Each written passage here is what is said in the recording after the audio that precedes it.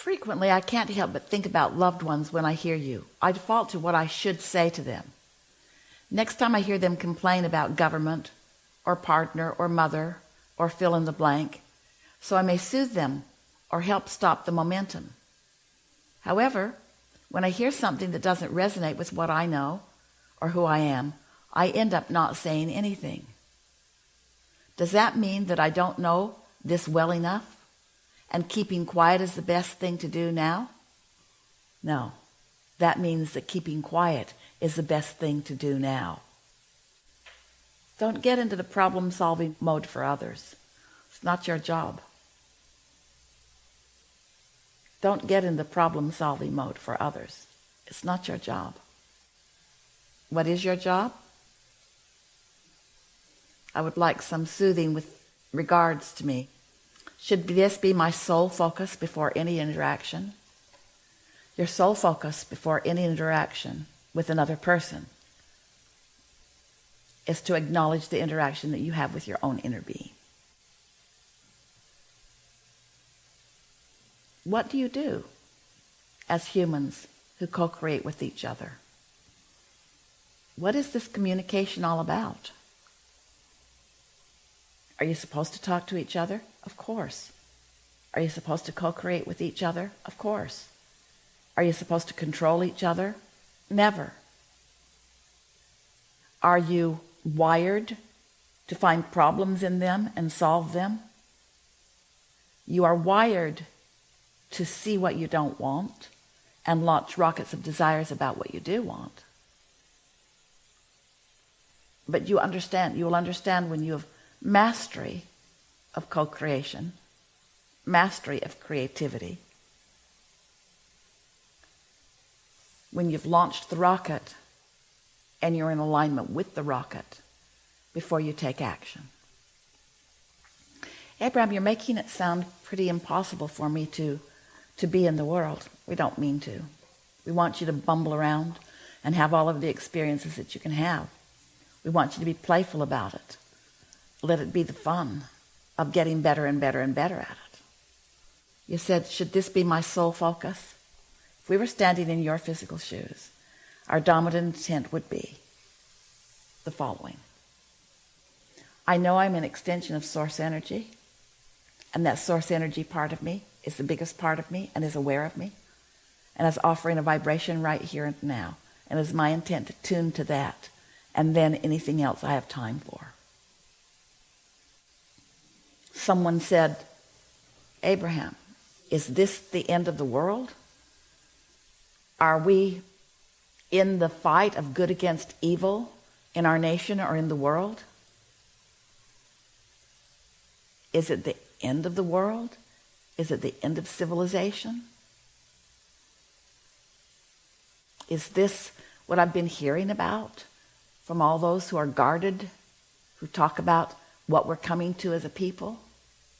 And we say, you're in the middle of life on planet Earth with perfect variety and diversity and contrast, here to choose what matters to you.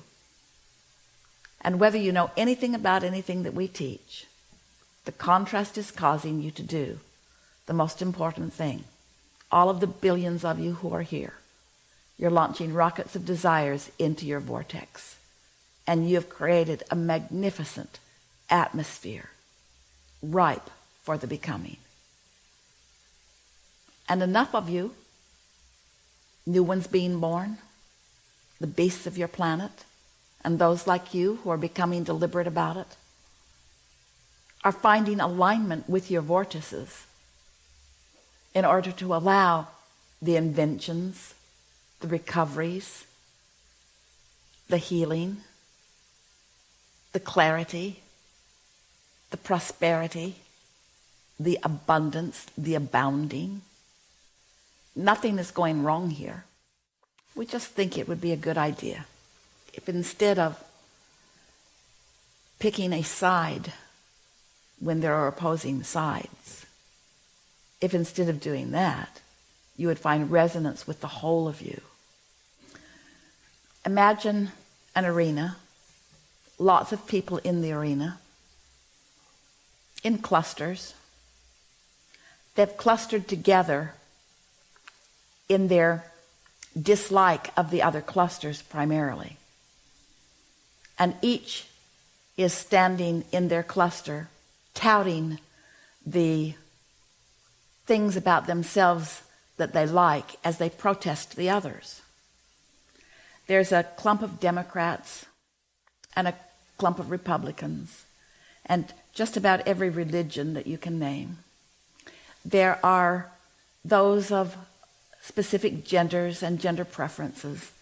Just about every controversial topic or subject ever spoken is represented on this field in this arena. And then your inner beings look on at this mass of humanity. And instead of seeing all of those individual clumps or clusters, your inner being acknowledges there are just two basic states of being experienced by these billions on this field. There are those who are in this moment in alignment with who they are. So they are basking and they are thriving and they are loving and they are interested.